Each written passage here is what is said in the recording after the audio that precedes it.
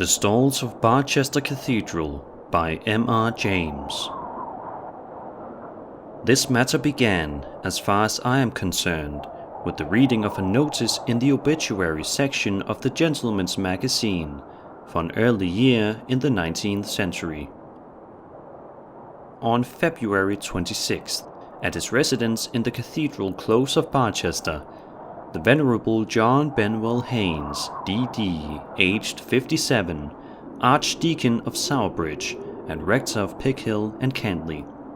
He was of College, Cambridge, and where, by talent and assiduity, he commanded the esteem of his seniors. When, at the usual time, he took his first degree, his name stood high in the list of wranglers. These academical honors procured for him within a short time a fellowship of his college. In the year 1783, he received holy orders and was shortly afterwards presented to the perpetual curacy of Frankston sub Ash by his friend and patron, the late truly venerable Bishop of Lichfield. His speedy preferment, first to a prebend and subsequently to the dignity of precentor in the Cathedral of Barchester, form an eloquent testimony to the respect in which he was held and to his eminent qualifications. He succeeded to the archdeaconry upon the sudden decease of Archdeacon Pulteney in 1810. His sermons, ever conformable to the principles of the religion and church which he adorned, displayed in no ordinary degree, without the least trace of enthusiasm, the refinement of the scholar united with the graces of the Christian. Free from sectarian violence and informed by the spur of the truest charity, they will long dwell in the memories of his hearers. Here a further omission. The productions of his pen include an able defense of episcopacy, which, though often perused by the author of this tribute to his memory, afford but one additional instance of the want of liberality and enterprise which is a too common characteristic of the publishers of our generation. His published works are indeed confined to a spirited and elegant version of the Argonautica of Valerius Flaccus, a volume of discourses upon the several events in the life of Joshua, delivered in his cathedral, and a number of the charges which he pronounced at various visitations to the clergy of his archdeaconry. These are distinguished by etc., etc. The urbanity and hospitality of the subject of these lines will not readily be forgotten by those who enjoyed his acquaintance. His interest in the venerable and awful pile, under whose hoary vault he was so punctual and attendant, and particularly in the musical portion of its rites, might be termed filial, and formed a strong and delightful contrast to the polite indifference displayed by too many of our cathedral dignitaries at the present time. The final paragraph, after informing us that Dr. Haynes died a bachelor, says, "It might have been augured that an existence so placid and benevolent would have been terminated in a ripe old age by a dissolution equally gradual and calm. But how unsearchable are the workings of Providence! The peaceful and retired seclusion amid which the honored evening of Dr. Haynes' life was mellowing to its close was destined to be disturbed, nay, shattered, by a tragedy as appalling as it was unexpected.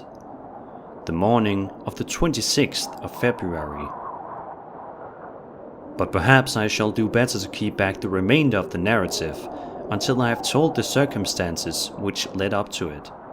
These, as far as they are now accessible, I have derived from another source. I had read the obituary notice which I have been quoting quite by chance, along with a great many others of the same period. It had excited some little speculation in my mind, but beyond thinking that, if I ever had an opportunity of examining the local records of the period indicated, I would try to remember Dr. Haynes. I made no effort to pursue his case. Quite lately, I was cataloguing the manuscripts in the library of the college to which he belonged. I had reached the end of the numbered volumes on the shelves, and I proceeded to ask the librarian whether there were any more books which he thought I ought to include in my description. "I don't think there are," he said, "but we had better come and look at the manuscript class and make sure." "Have you time to do that now?" I had time. We went to the library, checked off the manuscripts, and, at the end of our survey, arrived at a shelf of which I had seen nothing. Its contents consisted for the most part of sermons, bundles of fragmentary papers, college exercises, Cyrus, an epic poem in several cantos, the product of a country clergyman's leisure, mathematical tracts by a deceased professor, and other similar material of a kind with which I am only too familiar. I took brief notes of these. Lastly, there was a tin box which was pulled out and dusted. Its label, much faded, was thus inscribed: "Papers of the then Archdeacon Haynes, bequeathed in 1834 by his sister, Miss Letitia Haynes." I knew at once that the name was one which I had somewhere encountered, and could very soon locate it. That must be the Archdeacon Haynes who came to a very odd end at Barchester. I've read his obituary in the Gentleman's Magazine.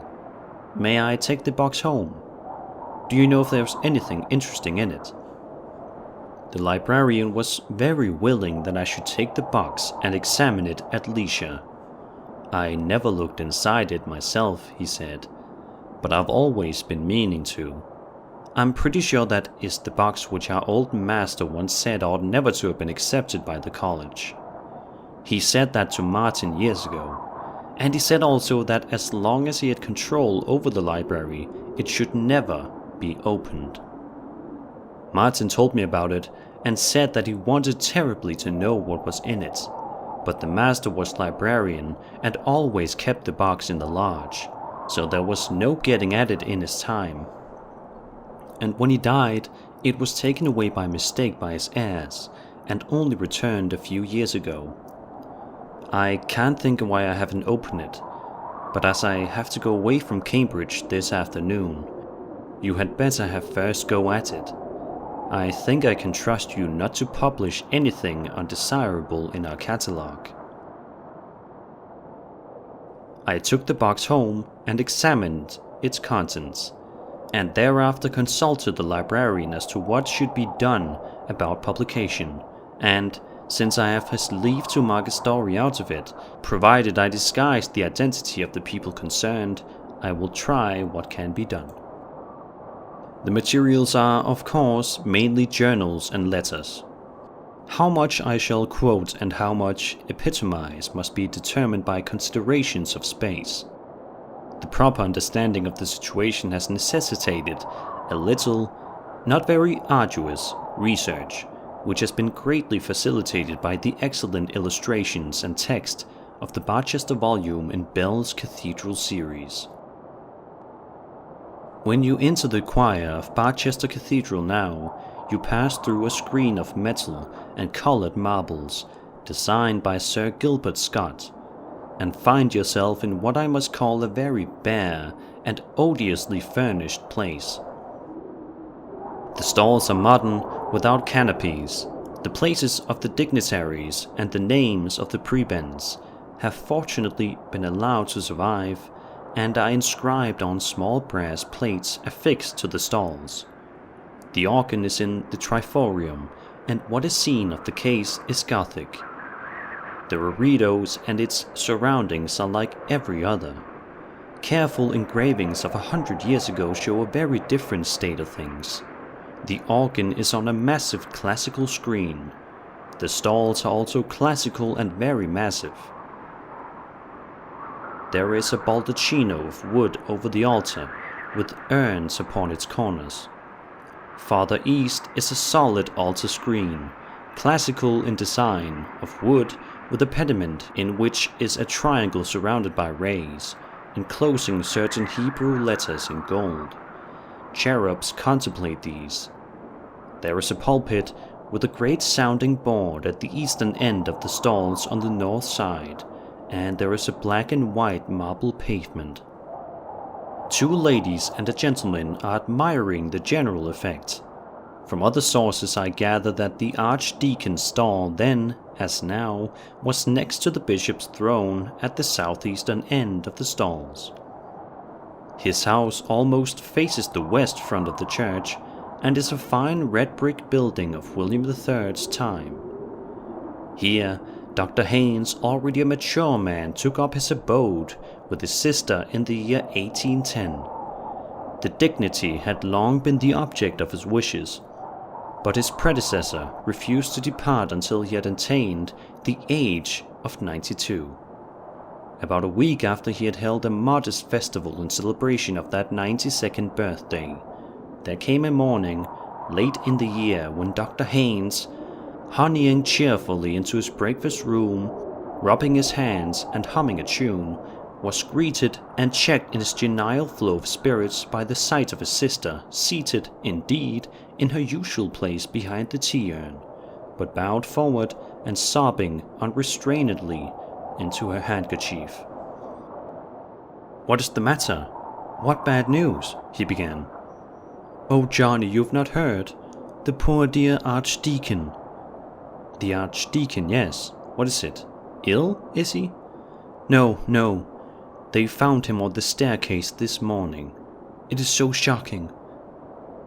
"Is it possible? Dear Paul Pulteney. Had there been any seizure?" "They don't think so, and that is almost the worst thing about it. It seems to have been all the fault of that stupid maid of theirs, Jane." Dr. Haynes paused. "I don't quite understand, Letitia. How was the maid at fault?" "Why, as far as I can make out, there was a stair rod missing, and she never mentioned it. And the poor archdeacon set his foot quite on the edge of the step. You know how slippery that oak is. And it seems he must have fallen almost the whole flight and broken his neck. It is so sad for poor Miss Pulteney. Of course, they will get rid of the girl at once. I never liked her." Miss Haynes' grief resumed its sway, but eventually relaxed so far as to permit of her taking some breakfast. Not so her brother, who, after standing in silence before the window for some minutes, left the room and did not appear again that morning. I need only add that the careless maid-servant was dismissed forthwith, but that the missing stair rod was very shortly afterwards found under the stair carpet, an additional proof, if any, were needed, of extreme stupidity and carelessness on her part. For a good many years, Dr. Haynes had been marked out by his ability, which seems to have been really considerable, as the likely successor of Archdeacon Pulteney, and no disappointment was in store for him. He was duly installed and entered with seal upon the discharge of those functions which are appropriate to one in his position. A considerable space in his journals is occupied with exclamations upon the confusion in which Archdeacon Pulteney had left the business of his office and the documents appertaining to it. Dues upon Ringham and Barneswood have been controlled for something like 12 years, and are largely irrecoverable. No visitation has been held for 7 years. 4 chancels are almost past mending. The persons deputized by the Archdeacon have been nearly as incapable as himself. It was almost a matter of thankfulness that this state of things had not been permitted to continue, and a letter from a friend confirms this view. Ho Kate Con, it says, in rather cruel allusion to the second epistle to the Thessalonians, is removed at last. My poor friend, upon what a scene of confusion will you be entering? I give you my word that on the last occasion of my crossing his threshold, there was no single paper that he could lay hands upon, no syllable of mine that he could hear, and no fact in connection with my business that he could remember. But now, thanks to a negligent maid and a loose stair carpet, there is some prospect that necessary business will be transacted without a complete loss, alike of voice and temper. This letter was tucked into a pocket in the cover of one of the diaries. There can be no doubt of the new archdeacon's zeal and enthusiasm. Give me but time to reduce some semblance of order, the innumerable errors and complications with which I am confronted, and I shall gladly and sincerely join with the aged Israelite in the canticle which too many, I fear, pronounce but with their lips. This reflection I find not in a diary but a letter. The doctor's friend seems to have returned his correspondence to his surviving sister. He does not confine himself, however, to reflections.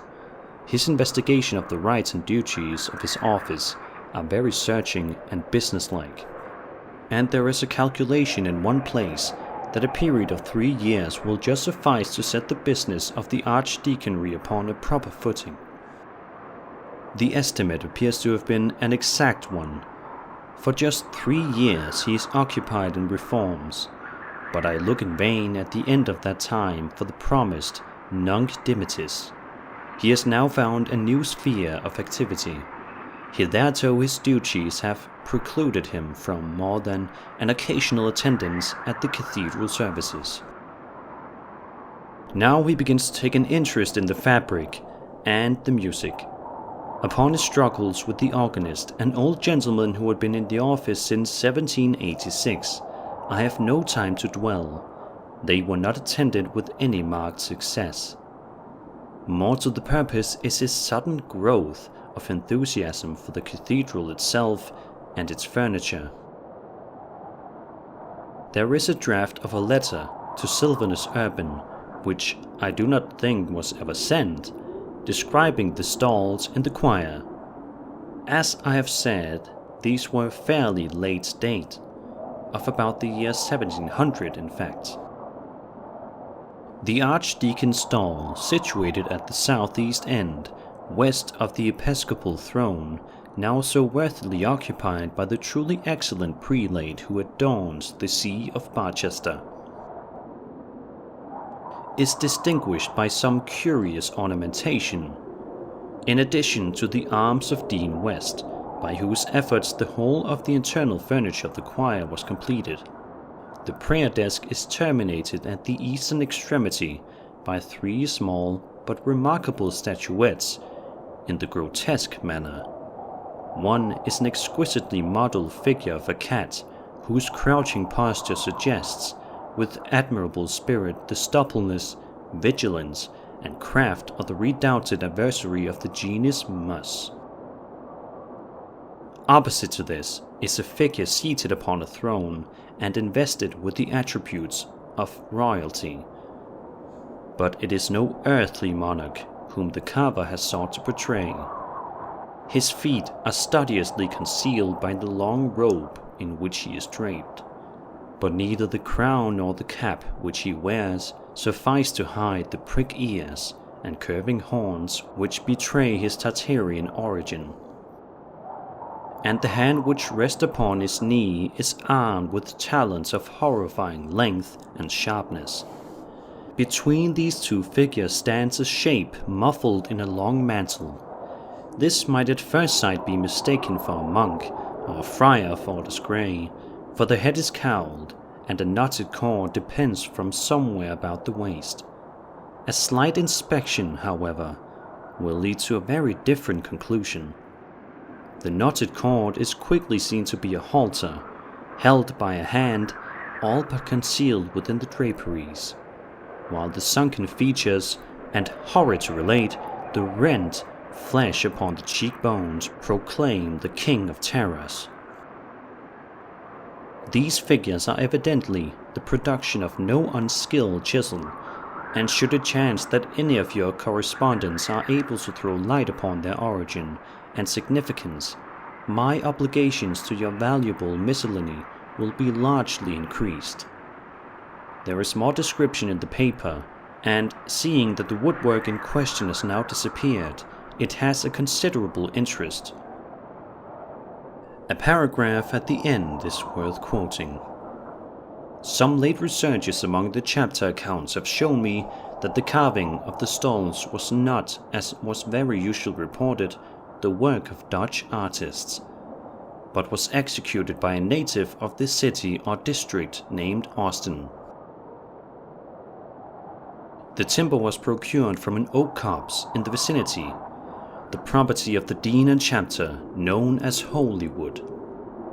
Upon a recent visit to the parish within whose boundaries it is situated, I learned from the aged and truly respectable incumbent that tradition still lingered amongst the inhabitants of the great size and age of the oaks employed to furnish the materials of the stately structure which has been, however imperfectly, described in the above lines.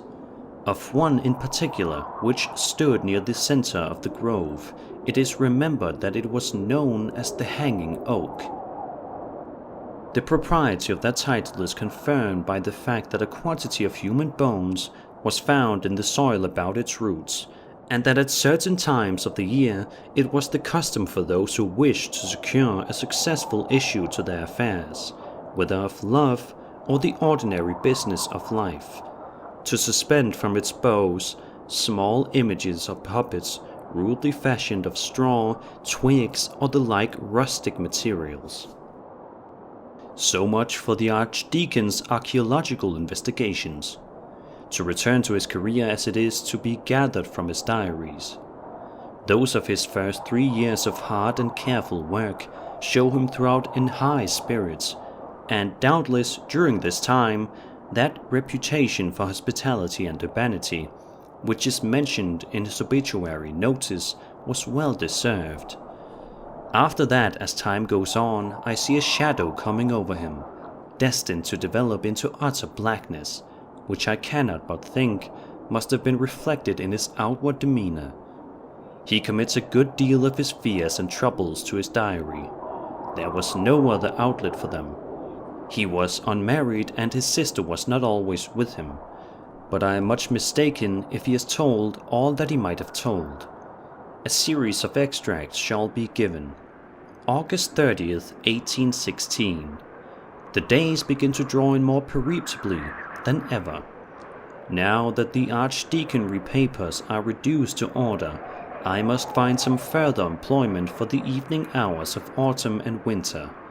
It is a great blow that Letitia's health will not allow her to stay through these months. Why not go on with my defense of episcopacy? It may be useful. September 15th. Letitia has left me for Brighton. October 11th.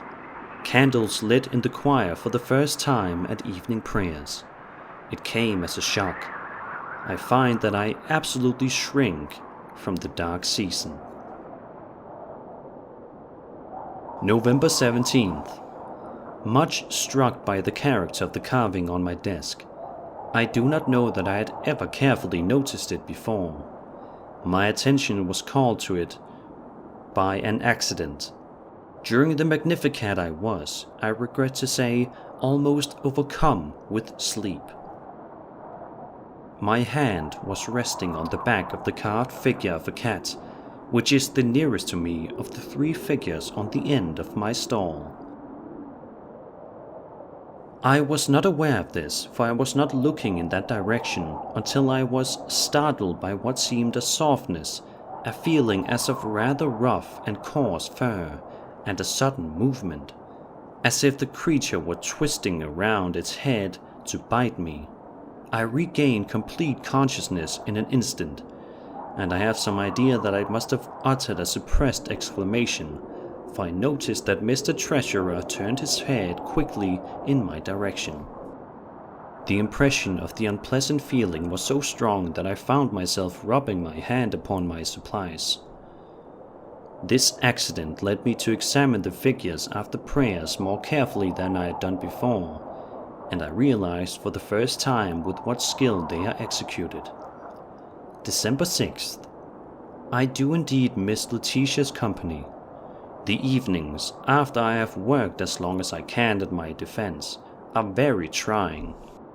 The house is too large for a lonely man, and the visitors of any kind are too rare.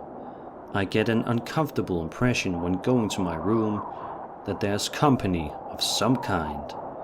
The fact is, I may as well formulate it to myself, that I hear voices.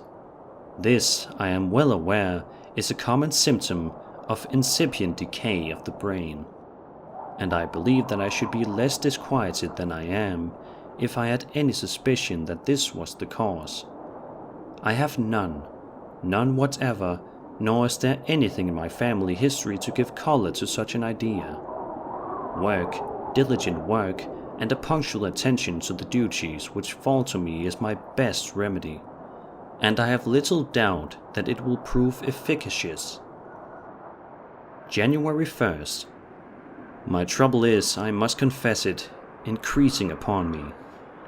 Last night, upon my return after midnight from the deanery, I lit my candle to go upstairs. I was nearly at the top when something whispered tone, "Let me wish you a happy new year." I could not be mistaken.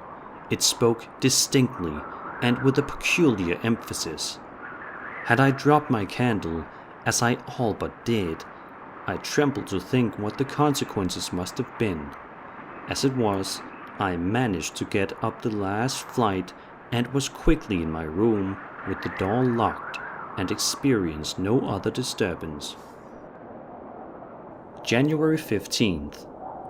I had occasion to come downstairs last night to my workroom for my watch, which I had inadvertently left on my table when I went up to bed. I think I was at the top of the last flight when I had a sudden impression of a sharp whisper in my ear.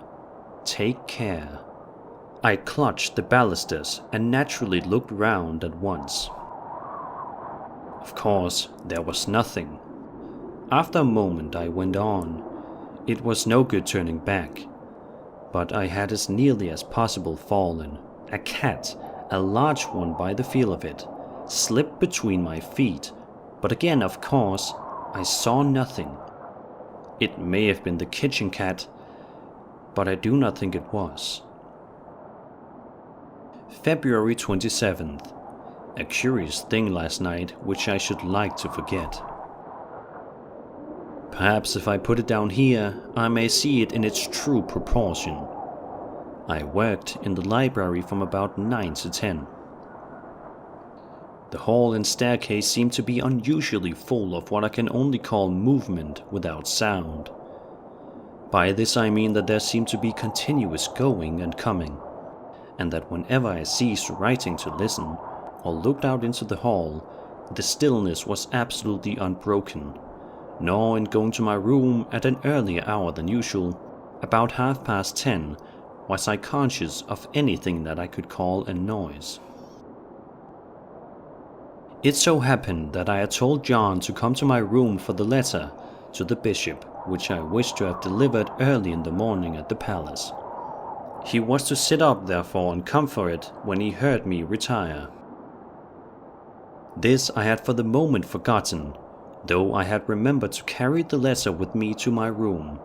But when, as I was winding up my watch, I heard a light tap at the door and a low voice saying, "May I come in?" which I most undoubtedly did hear, I recollected the fact and took up the letter from my dressing table, saying, "Certainly, come in."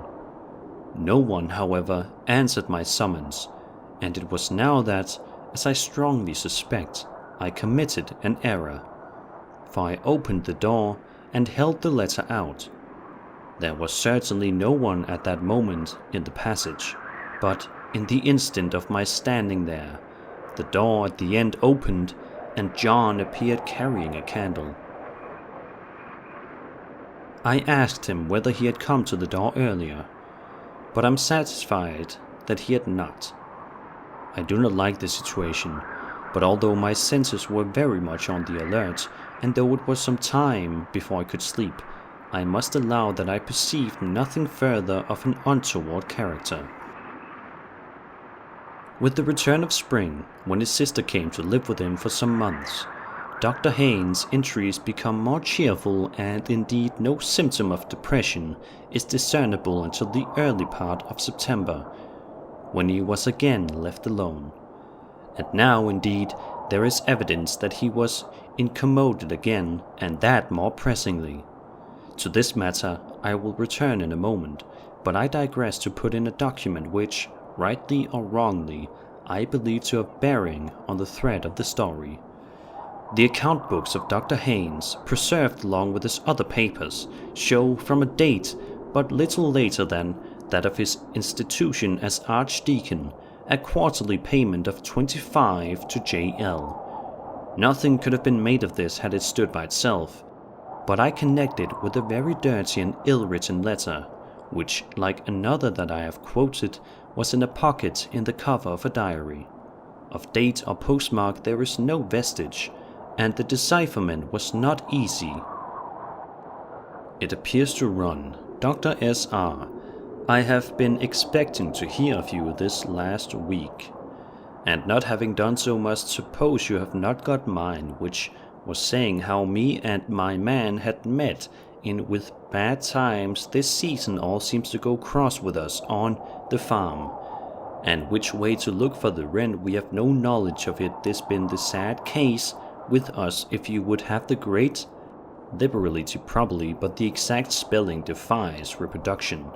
To send £40, otherwise steps will have to be took, which I should not wish, as you was the means of me losing my place with Dr. Pulteney.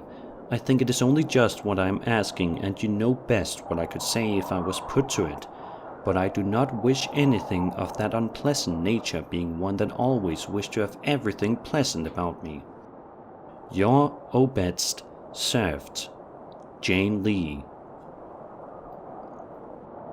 About the time at which I suppose this letter to have been written, there is in fact a payment of 40 to J.L.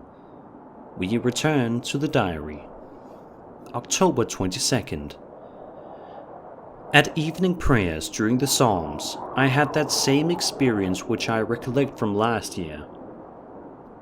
I was resting my hand on one of the carved figures as before. I usually avoid that of the cat now, and I was going to have said a change came over it, but that seems attributing too much importance to what must, after all, be due to some physical affection in myself. At any rate, the wood seemed to become chilly and soft, as if made of wet linen. I can assign the moment at which I became sensible of this. The choir was singing the words, "Set thou an ungodly man to be ruler over him, and let Satan stand at his right hand." The whispering in my house was more persistent tonight.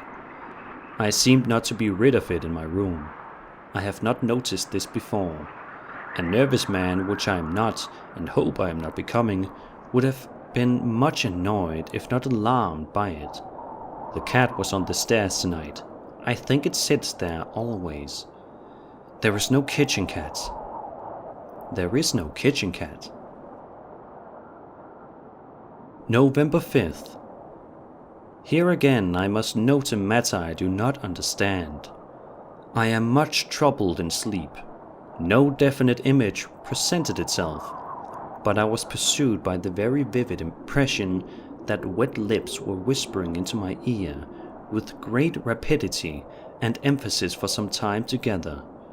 After this, I suppose, I fell asleep, but was awakened with a start by a feeling as if a hand were laid on my shoulder. To my intense alarm, I found myself standing at the top of the lowest flight of the first staircase. The moon was shining brightly enough through the large window to let me see that there was a large cat on the second or third step. I can make no comment. I crept up to bed again. I do not know how. Yeah, mine is a heavy burden. Then follows a line or two which has been scratched out. I fancy I read something like, "Acted for the best."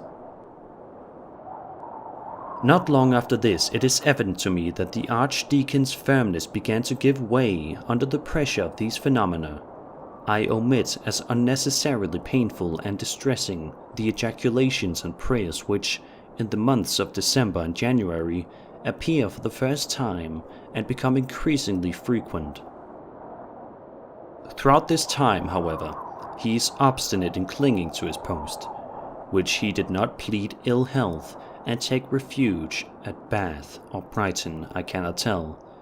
My impression is that it would have done him no good, that he was a man who, if he had confessed himself beaten by the annoyances, would have succumbed at once, and that he was conscious of this. He did not seek to palliate them by inviting visitors to his house. The result he is noted in this fashion. January 7th. I have prevailed on my cousin Alan to give me a few days, and he is to occupy the chamber next to mine. January 11th. A still night. Alan slept well, but complained of the wind. My own experiences were as before, still whispering and whispering.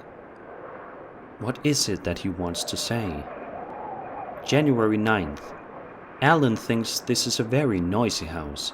He thinks too that my cat is an unusually large and fine specimen, but very wild. January 10th. Alan and I in the library until 11. He left me twice to see what the maids were doing in the hall. Returning the second time, he told me he had seen one of them passing through the door at the end of the passage, and said if his wife were here, she would soon get them into better order. I asked him what color dress the maid wore. He said grey or white. I supposed it would be so. January 11th. Alan left me today. I must be firm. These words, I must be firm, occur again and again on subsequent days. Sometimes they are the only entry. In these cases they are in an unusually large hand, and dig into the paper in a way which must have broken the pen that wrote them. Apparently the archdeacon's friends did not remark any change in his behavior, and this gives me a high idea of his courage and determination. The diary tells us nothing more than I have indicated of the last days of his life. The end of it all must be told in the polished language of the obituary notice. The morning of the 26th of February was cold and tempestuous. At an early hour, the servants had occasion to go into the front hall of the residence, occupied by the lamented subject of these lines. What was their horror upon observing the form of their beloved and respected master lying upon the landing of the principal staircase, in an attitude which inspired the gravest fears. Assistance was procured, and a universal consternation was experienced upon the discovery that he had been the object of a brutal and a murderous attack. The vertebral column was fractured in more than one place. This might have been the result of a fall. It appeared that the stair carpet was loosened at one point, but in addition to this, there were injuries inflicted upon the eyes, nose, and mouth, as if by the agency of some savage animal which, dreadful to relate, rendered those features unrecognizable. The vital spark was, it is needless to add, completely extinct, and had been so upon the testimony of respectable medical authorities for several hours. The author or authors of this mysterious outrage are like buried in mystery, and the most active conjecture has hitherto failed to suggest a solution of the melancholy problem afforded by this appalling occurrence. The writer goes on to reflect upon the probability that the writings of Mr. Shelley, Lord Byron, and M. Voltaire may have been instrumental in bringing about the disaster, and concludes by hoping, somewhat vaguely, that this event may operate as an example to the rising generation. But this portion of his remarks need not be quoted in full. I had already formed the conclusion that Dr. Haynes was responsible for the death of Dr. Pulteney. but the incident connected with the carved figure of death upon the archdeacon's stall was a very perplexing feature. The conjecture that it had been cut out of the wood of the hanging oak was not difficult, but seemed impossible to substantiate. However, I paid a visit to the Barchester, partly with the view of finding out whether there were any relics of the woodwork to be heard of. I was introduced by one of the canons to the curator of the local museum, who was, my friend said, more likely to be able to give me information on the point than anyone else.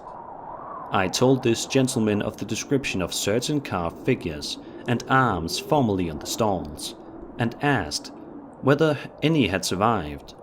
He was able to show me the arms of Dean West and some other fragments. These, he said, had been got from an old resident who had also once owned a figure, perhaps one of those which I was inquiring for. There was a very odd thing about that figure, he said. The old man who had it told me that he picked it up in a woodyard, whence he had obtained the still extant pieces, and had taken it home for his children. On the way home he was fiddling about with it, and it came in two in his hands, and a bit of paper dropped out. This he picked up and, just noticing that there was writing on it, put it into his pocket, and subsequently into a vase on his mantelpiece. I was at his house not very long ago and happened to pick up the vase and turn it over to see whether there were any marks on it, and the paper fell into my hand. The old man, on my handing it to him, told me the story I've told you, and said I might keep the paper. It was crumpled and rather torn, so I have mounted it on a card, which I have here. If you can tell me what it means, I shall be very glad, and also, I may say, a good deal surprised. He gave me the card. The paper was quite legibly inscribed in an old hand, and this is what was on it. When I grew in the wood, I was watered with blood. Now in the church I stand. Who that touches me with his hand? If a bloody hand he bear, I counsel him to beware, lest he be fetched away, whether by night or day, but chiefly when the wind blows high, in a night of February. This I dreamt, 26th of February, AD 1699, John Austin.